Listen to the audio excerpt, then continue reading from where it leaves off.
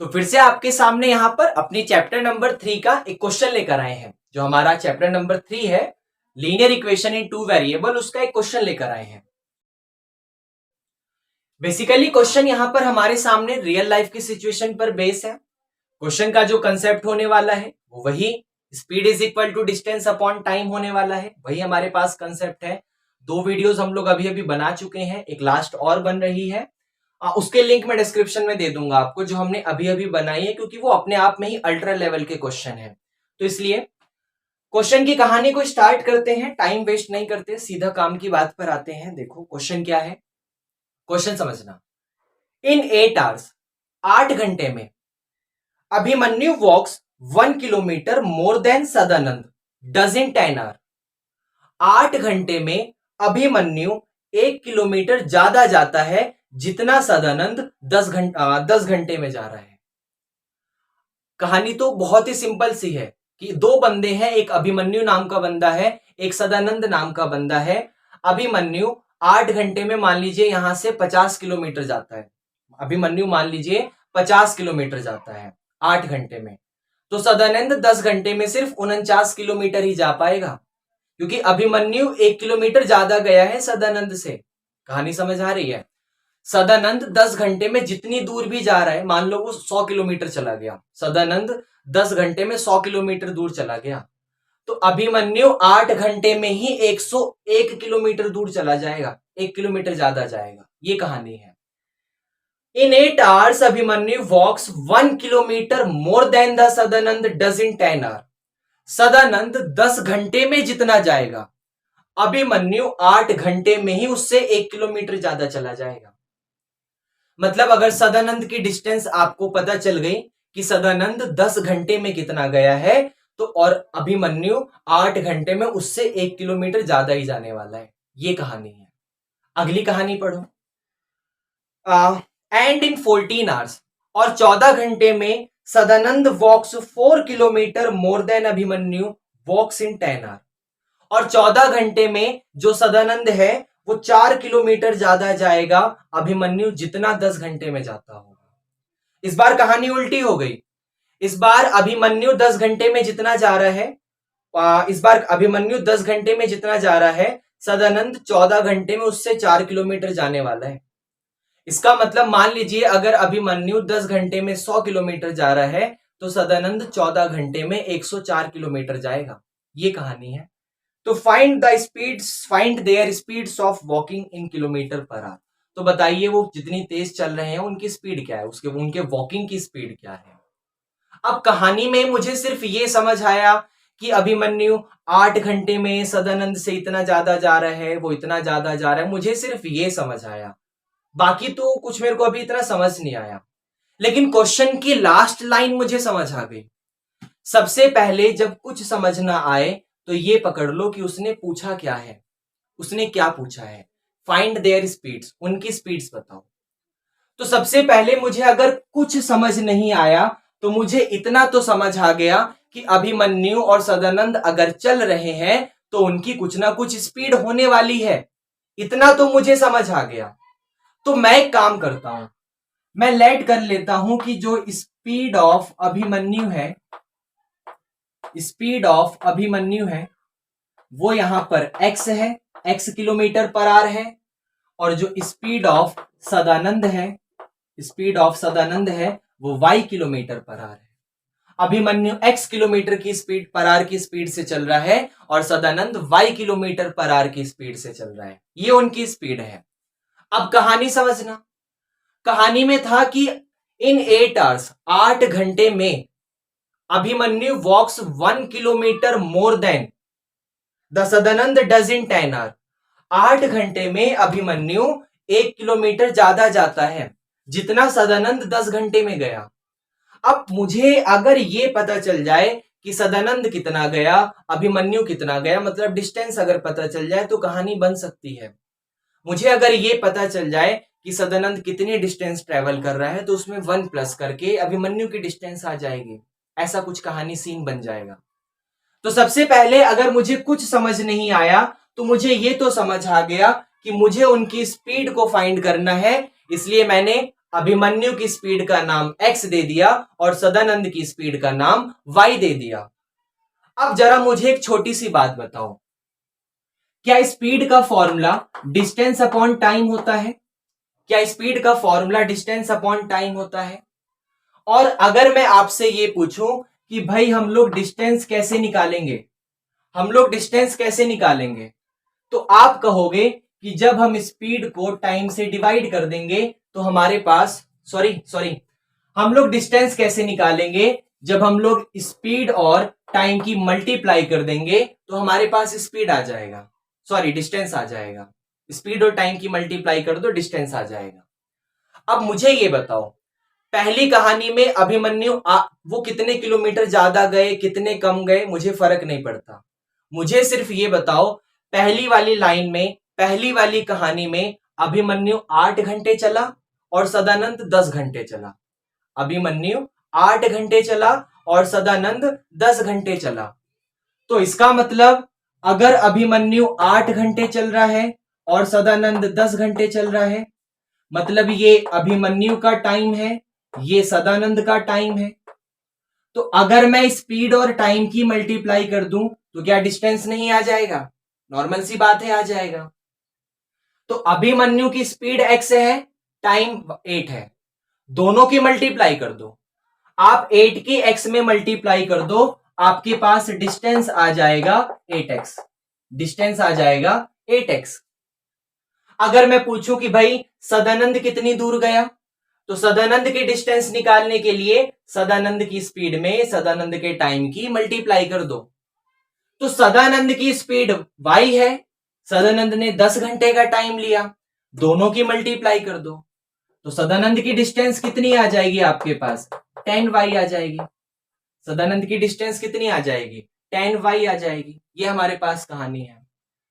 अब हमने अगर डिस्टेंस को भी निकाल लिया, आपने देखा मैंने कितनी चालाकी से, जो मुझे नहीं पता था पहले मैंने स्पीड का नाम दे दिया, फिर मैंने ये देख लिया कि अभिमन्यु कितना टाइम ले रहा है, सदानंद कितना टाइम ले रहा है, और दोनों की मल्टीप्लाई करके मैंने अभिमन्यु की भी डिस्टेंस निकाल दी।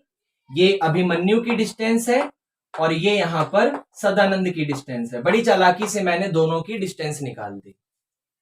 अब आप मुझे ये बताओ, अभिमन्यु 1 किलोमीटर ज्यादा जा रहा है सदानंद से, पहली वाली लाइन में अभिमन्यु 1 किलोमीटर ज्यादा जा रहा है सदानंद से, मतलब सदानंद जितना भी गया अगर उसमें 1 किलोमीटर प्लस कर दूं तो अभिमन्यु आ जाएगा। सदानंद 100 किलोमीटर गया, अगर मैं उसमें 1 प्लस कर दूं तो अभिमन्यु का टाइम आ जाएगा 101 किलोमीटर। इसका मतलब सदानंद में 1 को प्लस करने पर अभिमन्यु की डिस्टेंस आ जाएगी। अभिमन्यु की डिस्टेंस कितनी है? 8x। सदानंद की डिस्टेंस कितनी है? 10y, और यहां पर प्लस का 1 as it is. X y को एक तरफ बुलाओ तो प्लस का 10y इधर आके माइनस हो गया, तो 8x माइनस का 10y इज इक्वल टू 1। ये हमारे पास यहां पर पहली कहानी आ गई। इतना समझ आया? अब जरा दूसरी वाली कहानी में जाओ। दूसरी वाली कहानी है एंड इन 14 आवर, और 14 घंटे में Sadanand walks 4 kilometre more than the Abhimanyu walks in 10 hour. तो पहले कौन किससे ज्यादा गया फर्क नहीं पड़ता, बस इससे फर्क पड़ेगा कि सदानंद कितनी दूर गया, सदानंद कितने घंटे में गया, 14 घंटे में गया, और अभिमन्यु कितने घंटे में गया, 10 घंटे में गया। तो यही कहानी दोबारा रिपीट करो, यही कहानी दोबारा रिपीट करो। क्या आप मुझे ये बताओ, अभिमन्यु की स्पीड, अभिमन्यु की स्पीड कितनी थी? x थी। सदानंद की स्पीड कितनी थी? सदानंद की स्पीड y थी। अभिमन्यु की स्पीड x थी, सदानंद की स्पीड y थी। इस बार अभिमन्यु ने कितना टाइम लिया? उसने लिखा हुआ है and in 14 hours Sadanand walks 4 kilometre more than Abhimanyu walks in 10 hour. 14 hour में सदानंद 4 किलोमीटर ज्यादा जाता है जितना अभिमन्यु 10 घंटे में गया। इसका मतलब अभिमन्यु 10 घंटे का टाइम ले रहा है, सदानंद 14 घंटे का टाइम ले रहा है। ये स्पीड है और ये टाइम है। अगर आपने टाइम की स्पीड में मल्टीप्लाई कर दी तो आपके पास डिस्टेंस आ जाएगा, और डिस्टेंस निकालने के लिए अगर मुझे अभिमन्यु का डिस्टेंस निकालना है, डिस्टेंस ट्रेवल्ड बाय अभिमन्यु, तो 10 की x में मल्टीप्लाई करनी पड़ेगी, मतलब 10x। और सदानंद की डिस्टेंस निकालनी है तो 14 की y में मल्टीप्लाई करनी पड़ेगी, मतलब 14y। ये मैंने डिस्टेंस निकाल दी। अब कहानी में यह हुआ कि सदानंद 4 किलोमीटर ज्यादा गया। Sadanand walks 4 kilometre more than the Abhimanyu. Abhimanyu जितना भी गया होगा उसमें 4 किलोमीटर प्लस करने पर सदानंद आ जाएगा। कहानी समझ आ रही है? अभिमन्यु जितनी भी दूर गया, अगर मैं उसमें 4 किलोमीटर प्लस कर दूं तो सदानंद की डिस्टेंस आ जाएगी इस बार। इसका मतलब अभिमन्यु कौन है? 10x। अभिमन्यु की डिस्टेंस कितनी है? 10x। तो आप 10x में 4 प्लस कर दो तो सदानंद की आ जाएगा 14y। सदानंद का आ जाएगा 14y। एक काम करो, प्लस के 10x को इधर बुलाओ, तो प्लस का 10x इधर आके माइनस का 10x हो गया। ये वाला 14y एज इट इज लिखा हुआ है और राइट साइड में 4 एज इट इज लिखा हुआ है। ये इक्वेशन 2 से डिवाइड होकर छोटी हो सकती है, कर दो। ये हो जाएगा माइनस का 5x, ये हो जाएगा 2 7 जा 14y और ये हो जाएगा 2 2 जा 4। ये सेकंड वाली कहानी आ गई। अब इन दोनों इक्वेशन को सॉल्व कर लो किसी भी मेथड से, आपका रिजल्ट आ जाएगा। तो मैं एक काम करता हूं, मैं एलिमिनेशन लगाता हूं। एलिमिनेशन लगाने के लिए मैं x को एलिमिनेट करता हूं। यहां x के पास 8 है, यहां x के पास 5 है, दोनों कैल्सियम 40 आएगा। 8 40 तब बनेगा जब 5 से मल्टीप्लाई करोगे और 5 40 तब बनेगा जब 8 से मल्टीप्लाई करोगे। तो ऊपर वाले में 5 से मल्टीप्लाई करो तो 5 8 जा ये हो गया 40x, 5 10 जा ये हो गया 50y और 5 1 जा ये हो गया 5। और 8 की मल्टीप्लाई करोगे तो 8 5 जा ये हो गया 40x, 8 7 जा 8 7 जा 8 7 56, 8 7 जा 56y, सॉरी, और 8 2 जा ये हो गया 16। अब कहानी में इससे ये गया, 56y में से 50y को माइनस कर दो तो आपके पास 6y बचा और यहां पर 16 और 5 प्लस हो जाएगा तो 21 आ जाएगा। अब 6 को मल्टीप्लाई से डिवाइड में लाओ तो y की वैल्यू आ गई 21/6, दैट मीन्स 3 7 जा 21, 3 2 जा 6, तो y का आ गया 7/2 मतलब 3.5। y का जो स्पीड है, y मतलब सदानंद की जो स्पीड है वो 3.5 किलोमीटर की स्पीड से चल रहा है। वो 7/2 उठा के कहीं भी पुट कर दो, आपके पास x आ जाएगा। मान लीजिए मैंने यहां पुट करा तो माइनस का 5x प्लस का 7, y की जगह फिर से 7/2 और इज इक्वल टू 2। ये 7 7 जा 49 हो गया। एक काम करो 49/2 को उधर भेजो तो माइनस का 5x is equal to 2 minus 49/2।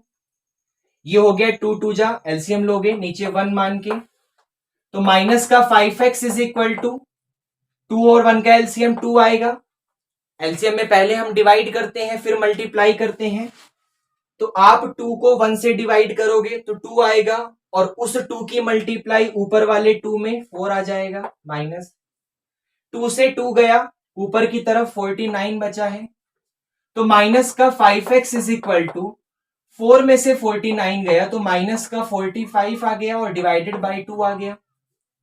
Minus से माइनस गया, 5 9 जा 45 हो गया, तो x की वैल्यू 9/2 मतलब 4.5 आ गई। 9/2 मतलब 4.5। तो x जो है वो 4.5 किलोमीटर पर आवर की स्पीड से आगे जा रहा है और y जो है वो 3.5 किलोमीटर पर आवर की स्पीड से आगे जा रहा है। ये हमारे पास कहानी थी। देखा आपने, जब पहली बार हम लोगों ने क्वेश्चन को करा तो हमें बिल्कुल भी समझ नहीं आया, लेकिन छोटी छोटी चीजों को मिला के हमने क्वेश्चन को जनरेट करके उसको बहुत ही इजीली सॉल्व कर दिया। और ये चीजें पता है कैसे आती हैं? जब आप किसी चीज को बिल्कुल कंसंट्रेटेड होकर पढ़ते हो। दो चीजें यहां पर मैटर करती हैं। पहली चीज, सामने वाला किस तरीके से समझा रहा है। मेरे अंदर ये एक नेगेटिविटी कह लो या कुछ भी कह लो, मैं चीजों को हंसा के नहीं पढ़ाता। हंसा के मैं तब पढ़ाता हूं जब मेरे सामने बच्चे बैठे होते हैं। आप अगर ये वीडियो कोई मेरे स्कूल वाला स्टूडेंट देख रहा है तो वो समझता है वो इस चीजों को काफी अच्छे से समझता है। लेकिन अगर आप लोग मेरे स्कूल वाले स्टूडेंट नहीं है तो ये मेरे लिए एक नेगेटिविटी है कि मैं हंसा के नहीं पढ़ा पाता, लेकिन मैं चीजों को फील करवा देता हूं। ये इस बात का थोड़ा सा ईगो रखता हूं अपने अंदर कि मैं उसकी लैंग्वेज को बहुत अच्छे से एक्सप्लेन कर सकता हूं। ये मैं यहां पर अपने अंदर थोड़ा सा एक पॉजिटिविटी लेके चलता हूं, ईगो नहीं कहूंगा, पॉजिटिविटी और नेगेटिविटी के साथ रिलेट करूंगा।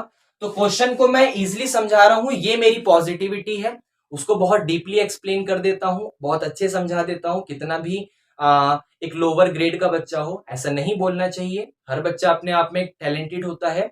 लेकिन फिर भी अगर उसको मैथ का क्वेश्चन समझ नहीं आया तो उसको इतना तो है कि अगर वो ध्यान से समझे तो समझा दूंगा। उसके अलावा प्रैक्टिस बहुत ज्यादा मैटर करती है। इवन वो मैं हूं, वो आप हो। अगर मैंने इस चीज को 1 महीना छोड़ दिया तो 1 महीने बाद अगर मैं पढ़ाने आऊंगा तो मे भी हो सकता है मैं इस मैटर इस तरीके से ना पढ़ा पाऊं जिस तरीके से आज मैंने पढ़ा दिया। अगर मैं इसको डेली टू डेली पढ़ाते जा रहा हूं कुछ ना कुछ, तो मेरी प्रैक्टिस बनी रहती है और मैं अपनी उसी लिमिट में आगे की तरफ बढ़ते रहता हूं। तो चीजों को कंसंट्रेटेड होकर बिल्कुल कंसंट्रेशन के साथ पढ़ा करो, एंजॉय किया करो अपनी लाइफ को। और प्रैक्टिस तो मैथ, बस अगर कोई भगवान से पूछे कि आप मैथ का क्या नाम रखना चाहेंगे, तो वो कह देंगे कि मैं मैथ को हटाकर अगर प्रैक्टिस बोलूंगा तो दोनों एक ही चीज है। तो बस बाकी जैसा भी है कमेंट करके फीडबैक दो और लाइक करो। अगर अच्छा लगा चैनल को सब्सक्राइब करो, बेल आइकन दबाओ, लेकिन फीडबैक जरूरी है, उसको दो। Thank you.